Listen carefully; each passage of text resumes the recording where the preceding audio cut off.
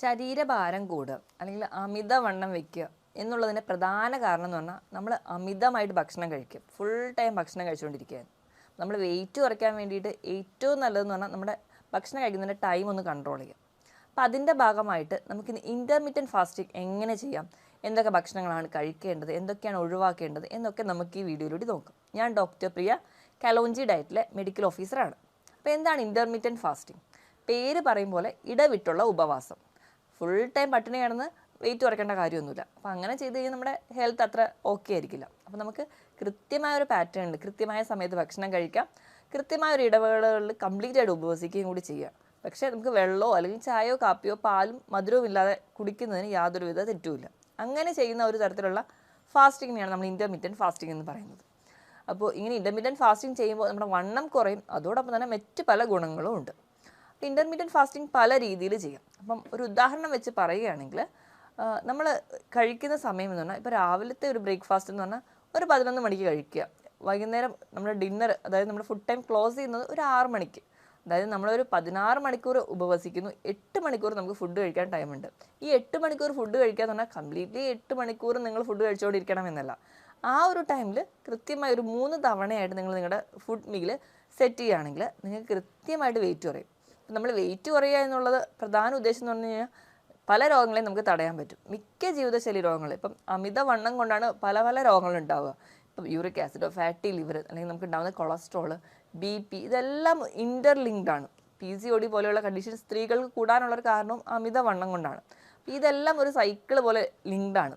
ഈ ഒരു രോഗങ്ങൾ ഉണ്ടാകുന്നതിൻ്റെ ഭാഗമായിട്ട് വണ്ണം വെക്കുന്നു, ഈ വണ്ണം വെക്കുന്നതിൻ്റെ ഭാഗം ഈ ഒരു ഇതിൻ്റെ ലെവൽ കൂടിക്കൊണ്ടേയിരിക്കുന്നു. അപ്പോൾ നമുക്കിത് എല്ലാം കൺട്രോൾ ചെയ്യണമെങ്കിൽ മെഡിസിനെ ഡിപ്പെൻഡ് ചെയ്ത് കഴിഞ്ഞാൽ അതിൻ്റേതായ പാർശ്വഫലങ്ങൾ ഒരുപാടുണ്ടാവും. അപ്പോൾ മെഡിസിനെ ഡിപ്പെൻഡ് ചെയ്യാതെ ഹെൽത്തി ആയിട്ടിരിക്കാൻ വേണ്ടി ഏറ്റവും നല്ല മാർഗ്ഗം എന്ന് പറഞ്ഞാൽ ഇൻ്റർമീഡിയറ്റ് ഫാസ്റ്റിംഗ് ആണ്. അപ്പോൾ എങ്ങനെയൊക്കെ ഇൻ്റർമീഡിയറ്റ് ഫാസ്റ്റിംഗ് ചെയ്യാം? ഒന്നാമത്തെ ഞാൻ പറഞ്ഞതുപോലെ 16/8, അതായത് 16 മണിക്കൂർ നിങ്ങൾ ഉപവസിക്കുക, 8 മണിക്കൂർ നിങ്ങൾ ഭക്ഷണം കഴിക്കുമ്പോൾ രാവിലത്തെ ബ്രേക്ക്ഫാസ്റ്റ് ഒരു 11 മണിക്കാണ് കഴിക്കുക, ഉച്ചയ്ക്ക് ലഞ്ച് എന്ന് പറയുന്നത് ഒരു 2 മണിക്ക് കഴിക്കുക, വൈകുന്നേരത്തെ ഡിന്നർ ഒരു 6 മണിയിൽ സ്റ്റോപ്പ് ചെയ്യുക. അപ്പോൾ ഈ ഒരു 3 ടൈമിൽ നിങ്ങളിപ്പോൾ ഹെൽത്തി ആയിട്ടുള്ള ഭക്ഷണം, അപ്പോൾ നിങ്ങൾക്ക് എന്തും കഴിക്കാം. എന്തെന്ന് പറഞ്ഞു കഴിഞ്ഞാൽ വെറും ഫാസ്റ്റ് ഫുഡ് അങ്ങനത്തെ ഡിപ്പെൻഡ് ചെയ്യാതെ നമ്മുടെ വീട്ടിലൊക്കെയുള്ള സാധാരണ ഭക്ഷണങ്ങളെല്ലാം കഴിക്കാവുന്നതാണ്. ഈ ഭക്ഷണങ്ങളൊക്കെ കഴിക്കുക. നിങ്ങൾക്ക് കഴിക്കുന്ന ഭക്ഷണം എപ്പോഴും നല്ല ക്വാളിറ്റിയുള്ള ഭക്ഷണങ്ങളായിരിക്കണം. ഇനി രണ്ടാമത്തെ മാർഗ്ഗം എന്ന് പറഞ്ഞാൽ 5/2. 5/2 എന്ന് പറഞ്ഞാൽ ആഴ്ചയിൽ 7 ദിവസങ്ങളുണ്ട്. ഇതിൽ 5 ദിവസവും നമുക്ക് നോർമലായിട്ട് ഭക്ഷണം കഴിക്കാം, ബാക്കി 2 ദിവസം നിങ്ങൾ ഉപവസിക്കണം. ഈ 2 ദിവസം എന്ന് പറഞ്ഞാൽ അടുപ്പിച്ചുള്ള 2 ദിവസങ്ങളിലാവരുത്. നിങ്ങൾ ഒന്നെങ്കിൽ തിങ്കളാഴ്ച നിങ്ങൾ ഫാസ്റ്റ് ചെയ്യുന്നു, ബാക്കി എല്ലാ ദിവസങ്ങളും നോർമലായിട്ട് ഫുഡ് കഴിക്കുന്നു, വീണ്ടും നിങ്ങൾക്കൊരു വ്യാഴം വെള്ളി ദിവസങ്ങൾ നിങ്ങൾക്ക് വേണമെങ്കിൽ ഉപവസിക്കാം. അപ്പോൾ അങ്ങനെ ഏതെങ്കിലും 2 ദിവസമായിരിക്കണം, അത് അടുപ്പിച്ചുള്ള ദിവസങ്ങളല്ലാതെ നിങ്ങൾ കൃത്യമായിട്ട് ഉപവസിക്കുകയാണെങ്കിൽ ഇത് നിങ്ങൾക്ക് ഇൻ്റർമീഡിയറ്റ് ഫാസ്റ്റിംഗ് ആയിട്ട് എടുക്കാൻ പറ്റും. മൂന്നാമത്തത് പറഞ്ഞാൽ ഓൾട്ടർനേറ്റീവ് ഡേയ്സിലാണ്. ഓൾട്ടർനേറ്റീവ് ഡേയ്സ് എന്ന് പറഞ്ഞാൽ ഒരു ദിവസം നിങ്ങൾ നല്ലപോലെ ഭക്ഷണം കഴിക്കുന്നു, അടുത്ത ദിവസം നിങ്ങൾ ഉപവസിക്കുന്നു.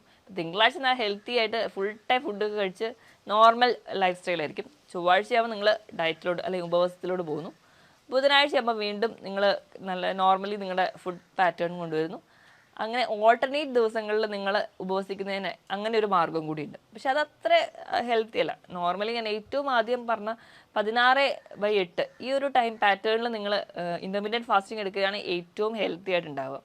ഇനി ഇൻ്റർമീഡിയറ്റ് ഫാസ്റ്റിംഗ് എടുക്കുമ്പോൾ ഏറ്റവും നല്ല ഗുണങ്ങൾ എന്തെന്ന് വെച്ചിട്ടുണ്ടെങ്കിൽ നമ്മൾ കഴിക്കുന്ന ഭക്ഷണം എപ്പോഴും നമ്മൾ അമിതമായിട്ട് കഴിക്കുക. നമ്മളിപ്പോൾ എന്ത് ഭക്ഷണവും, ഇപ്പോൾ നമ്മൾ അന്നജം കഴിക്കുന്നു, അധികമായിട്ട് അന്നജം ചെല്ലുന്നു കഴിഞ്ഞാൽ അത് വേഗം നമ്മുടെ ബോഡി അങ്ങ് സ്റ്റോർ ചെയ്യും, ഫാറ്റായിട്ട് അവിടെ ഡിപ്പോസിഷനിലോട്ട് പോകും.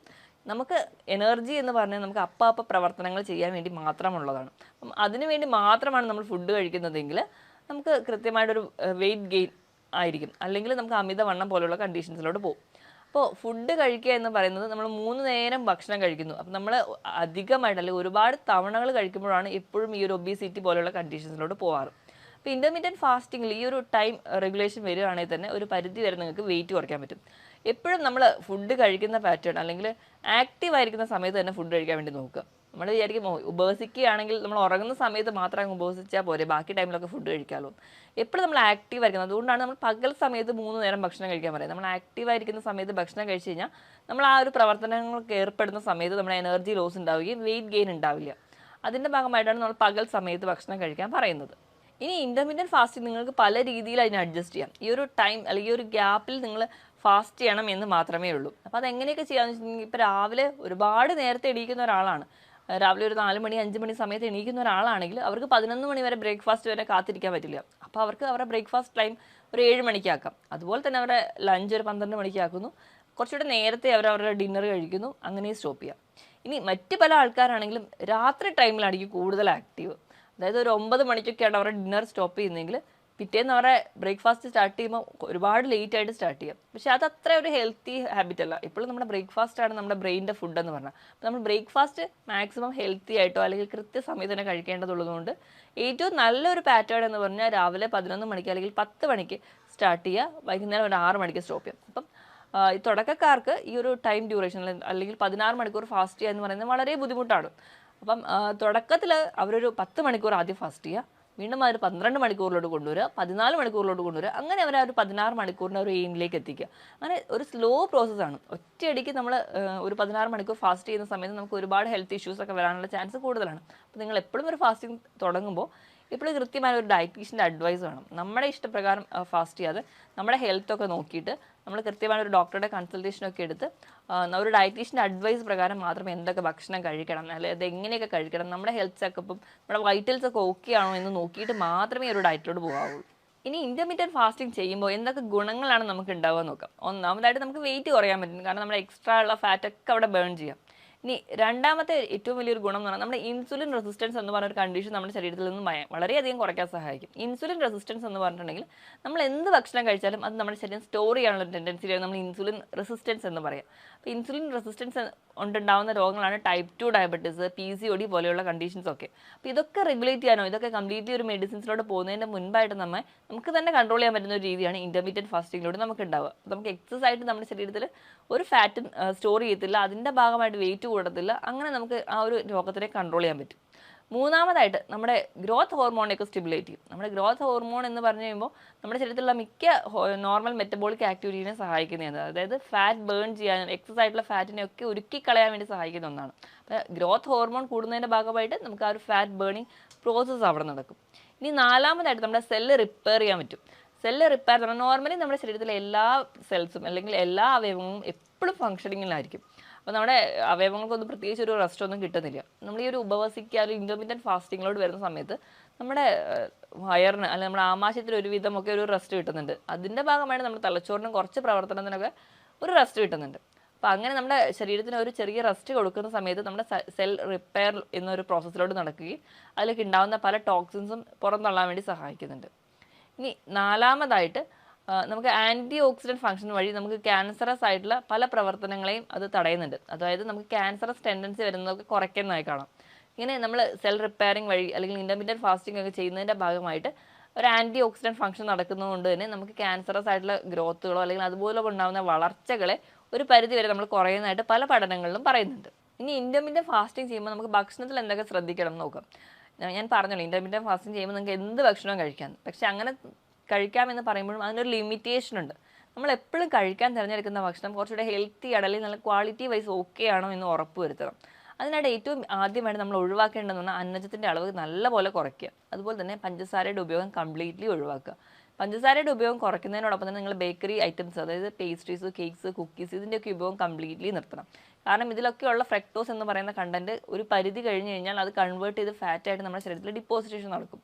അപ്പോൾ അതുകൊണ്ട് തന്നെ ഇതിൻ്റെ ഉപയോഗം കുറയ്ക്കുക. അതുപോലെ തന്നെ ഫാസ്റ്റ് ഫുഡ് അല്ലെങ്കിൽ പ്രോസസ്സ് ചെയ്ത ഭക്ഷണങ്ങൾ, ടിൻഡ് ഫുഡ്, പാക്കറ്റിൽ കിട്ടുന്ന ഭക്ഷണങ്ങൾ, ഇതൊക്കെ കംപ്ലീറ്റ്ലി സ്റ്റോപ്പ് ചെയ്യുക. ഇതൊക്കെ സ്റ്റോപ്പ് ചെയ്താൽ മാത്രമേ നമുക്ക് ആ ഒരു ഫാറ്റ് ബേണിംഗ് പ്രോസസ്സ് ആദ്യമേ നടക്കുകയുള്ളൂ. അല്ലെങ്കിൽ ഈ പറയുന്ന ഭക്ഷണങ്ങളെല്ലാം കൺവേർട്ട് ചെയ്ത് സ്റ്റോർ ചെയ്യുന്നത് ഫാറ്റിൻ്റെ ഫോമിലാണ്. ഇനി നമ്മൾ എന്തൊക്കെ കഴിക്കണം എന്ന് നോക്കിക്കഴിഞ്ഞിട്ടുണ്ടെങ്കിൽ എപ്പോഴും ഹെൽത്തി ആയിട്ടിരിക്കാൻ വേണ്ടി നമുക്ക് എല്ലാവർക്കും അറിയാം വെജിറ്റബിൾസും ഫ്രൂട്ട്സാണ് നമ്മളെ കൂടുതൽ സഹായിക്കുന്നത്. അതിനോടൊപ്പം തന്നെ പ്രോട്ടീൻസും ധാരാളമായി കഴിക്കുക. അപ്പോൾ നമ്മൾ കഴിക്കുമ്പോൾ എപ്പോഴും നട്ട്സും പ്രോട്ടീൻസും വെജിറ്റബിൾസും ഫ്രൂട്ട്സും കഴിക്കുക. എപ്പോഴും സാലഡ്സ് ആയിട്ടോ അല്ലെങ്കിൽ ഫ്രഷ് കട്ട് ചെയ്ത് കഴിക്കാൻ വേണ്ടി ശ്രദ്ധിക്കുക. ഇനി ഇതിനോടൊപ്പം തന്നെ പുകവലി, മദ്യപാനം പോലുള്ള ശീലമുള്ളവരാണെങ്കിൽ അതും കംപ്ലീറ്റ്ലി ഒഴിവാക്കുക. ഒന്നാമത് തന്നെ നമുക്ക് പറയുകയാണെങ്കിൽ ഇൻ്റർമീഡിയറ്റ് ഫാസ്റ്റിംഗ് എന്ന് പറഞ്ഞാൽ എപ്പോഴും ഒരു ക്ലെൻസിങ് പ്രോസസ്സാണ്. അല്ലെങ്കിൽ നമ്മുടെ കോശങ്ങളിലൊക്കെ ഉണ്ടാകുന്ന അഴുക്കുകളെ പുറന്തള്ളി നടക്കുന്ന ഒരു പ്രോസസ്സാണ്. അതിൻ്റെ ഭാഗമായിട്ട് നമുക്ക് ഈ വേസ്റ്റ് മെറ്റീരിയലൊക്കെ പുറന്തള്ളണമെങ്കിൽ ധാരാളം വെള്ളത്തിൻ്റെ ആവശ്യമുണ്ട്. നമ്മൾ നല്ലപോലെ വെള്ളം കുടിക്കണം. അപ്പോൾ ആ ഇൻ്റർമീഡിയറ്റ് ഫാസ്റ്റിങ്ങിൻ്റെ സമയത്തായിക്കൂടെ നമുക്ക് വിശപ്പ് വരുന്ന ടൈമിൽ നമുക്ക് ആ ഒരു ഉപവസിക്കുന്ന സമയത്ത് നമുക്ക് ധാരാളം വെള്ളം കുടിക്കാം. അതുപോലെ തന്നെ ചായയും കാപ്പിയും നിങ്ങൾക്ക് കുടിക്കാം. പക്ഷേ പാലും പഞ്ചസാരയും കംപ്ലീറ്റ്ലി അവോയ്ഡ് ചെയ്തിട്ട് മാത്രമേ ചായയും കാപ്പിയും ഉണ്ടാക്കാൻ പാടുള്ളൂ. അപ്പോൾ ഇതൊക്കെ നിങ്ങൾക്ക് കുടിക്കാവുന്നതാണ്. അപ്പോൾ നല്ലപോലെ വെള്ളം കുടിക്കണം. അപ്പോൾ നിങ്ങളുടെ ശരീരഭാരം നോക്കിയിട്ട് അതിനനുസരിച്ച് തന്നെ നിങ്ങൾ വെള്ളം കുടിക്കണം. എങ്കിൽ മാത്രമേ ആ ഒരു ക്ലെൻസിങ് പ്രോസസ്സ് തന്നെ നടക്കുകയുള്ളൂ. അപ്പോൾ ധാരാളം വെള്ളം കുടിക്കുക. നമ്മൾ മദ്യപാനം പോലുള്ള ശീലമുള്ളവരാണെങ്കിൽ നമ്മുടെ ശരീരത്തിൽ ഡീഹൈഡ്രേഷൻ നടക്കാൻ ചാൻസ് കൂടുതലാണ്. അപ്പോൾ അങ്ങനെ ഡീഹൈഡ്രേഷൻ വരുമ്പോൾ ഈ ഒരു ക്ലെൻസിങ് പ്രോസസ്സ് നടക്കില്ല. അതുകൊണ്ട് തന്നെ ഇൻ്റർമീഡിയറ്റ് ഫാസ്റ്റിംഗ് ഹെൽത്തി ആയിരിക്കില്ല. അപ്പം കംപ്ലീറ്റ്ലി പുകവലി മദ്യപാനം സ്റ്റോപ്പ് ചെയ്തിരിക്കണം. അതിനോടൊപ്പം തന്നെ ഈ പറഞ്ഞ പ്രോസസ്സ് ഭക്ഷണങ്ങൾ കംപ്ലീറ്റ്ലി ഒഴിവാക്കിയിരിക്കണം. ഇതിനോടൊപ്പം ഹെൽത്തി ആയിട്ടുള്ള ഭക്ഷണം ചെയ്യുക. കൃത്യമായ ഒരു വ്യായാമം കൂടി വേണം. ഭക്ഷണം എത്രത്തോളം കംപ്ലീറ്റ്ലി കൺട്രോൾ ചെയ്യുന്നു അത്രയും തന്നെ ഇമ്പോർട്ടൻസ് ഉണ്ട് വ്യായാമത്തിൽ. നിങ്ങൾ എപ്പോഴും ഒരു ഫിറ്റ്നസ് ട്രെയിനറിൻ്റെ അഡ്വൈസ് പ്രകാരം നിങ്ങൾ ആഴ്ചയിൽ 5 ദിവസമെങ്കിലും ഒരു അരമണിക്കൂർ മുതൽ 3/4 മണിക്കൂറായിട്ട് കൃത്യമായിട്ട് തന്നെ വ്യായാമം ചെയ്യാം. നിങ്ങളുടെ ഹെൽത്ത് ഓക്കെ ആണെന്ന് ഉറപ്പ് വരുത്തിയ ശരി. നമ്മൾ എപ്പോഴും ഒരു ഫാസ്റ്റിംഗ് തുടങ്ങുന്നതിന് മുൻപോ അല്ലെങ്കിൽ ഒരു എക്സസൈസ് ഒക്കെ തുടങ്ങുന്നതിന് മുൻപ് ശരീരത്തിൽ ചെറിയ ചെറിയ മാറ്റങ്ങൾ കാണിക്കാറുണ്ട്. തലവേദന, തലകറക്കം, ക്ഷീണം പോലെയുള്ള ബുദ്ധിമുട്ടുകൾ. അപ്പം അങ്ങനെ ചെറിയ രീതിയിലുള്ള വ്യായാമങ്ങളോ അല്ലെങ്കിൽ ചെറിയ രീതിയിലുള്ള ബുദ്ധിമുട്ടുകളാണ് നിങ്ങൾക്ക് ആദ്യം തുടങ്ങുന്നതെങ്കിൽ നമുക്കത് കുറച്ച് പതിയെ അല്ലെങ്കിൽ നമ്മുടെ ആ ഒരു ഡയറ്റിലോട് വരുമ്പോൾ അല്ലെങ്കിൽ ആ ഒരു പാറ്റേൺ ബോഡി അക്സെപ്റ്റ് ചെയ്ത് കഴിയുമ്പോൾ നമുക്കത് കുറയുന്നതായിട്ട് കാണാം. നിങ്ങളുടെ ബുദ്ധിമുട്ടുകൾ നിങ്ങൾക്ക് കൺട്രോൾഡ് അല്ലാതെ പോവുകയാണെങ്കിൽ എപ്പോഴും ഒരു ഡോക്ടറുടെ കൺസൾട്ടേഷൻ നിങ്ങളെടുത്ത് നിങ്ങളുടെ ബുദ്ധിമുട്ടുകൾ എന്താണെന്ന് നോക്കി അതിന് വേണ്ട ട്രീറ്റ്മെൻറ്റ് അല്ലെങ്കിൽ നിങ്ങളുടെ ഡയറ്റിൽ വരുത്തേണ്ട മാറ്റങ്ങൾ എന്താണെന്ന് കൃത്യമായി തന്നെ നോക്കണം. എപ്പോഴും നമ്മൾ ഡയറ്റ് എടുക്കുമ്പം പല ആൾക്കാരും ചെയ്യുന്ന ഒരു തെറ്റെന്നുണ്ടെങ്കിൽ നമ്മൾ ഭക്ഷണം ഒരുപാട് അങ്ങ് കൺട്രോൾ ചെയ്യും. പക്ഷെ നമ്മൾ കഴിക്കുന്ന ഭക്ഷണത്തിൽ പ്രോട്ടീൻസും അല്ലെങ്കിൽ ന്യൂട്രിയൻസ് ഒക്കെ നമുക്ക് കുറയുന്നതിൻ്റെ ഭാഗമായിട്ടായിരിക്കും ഈ ക്ഷീണമൊക്കെ ഉണ്ടാവുക. അപ്പോൾ കൃത്യമായ ഒരു ഡയറ്റ് ചാർട്ടിലൂടെയാണ് നിങ്ങൾ നിങ്ങളുടെ ഭക്ഷണം നിയന്ത്രിക്കുന്നതെങ്കിൽ ഈ പറഞ്ഞ പ്രോട്ടീൻ്റെ ലോസോ അല്ലെങ്കിൽ മറ്റ് ന്യൂട്രിയൻസിൻ്റെ ലോസോ ഒന്നും ഉണ്ടാവില്ല. അതുകൊണ്ട് തന്നെ ഹെൽത്തി ആയിട്ട് ഇരിക്കാൻ പറ്റും. ഞാൻ ഈ പറഞ്ഞ ടോപ്പിക്കിൽ ആർക്കെങ്കിലും എന്തെങ്കിലും ഡൗട്ട് ഉണ്ടെങ്കിൽ താഴെ കാണുന്ന നമ്പറിൽ കോൺടാക്ട് ചെയ്യുക. മറ്റൊരു ഹെൽത്ത് ടോപ്പിക്കുമായിട്ട് വീണ്ടും കാണുന്നവരെ നന്ദി.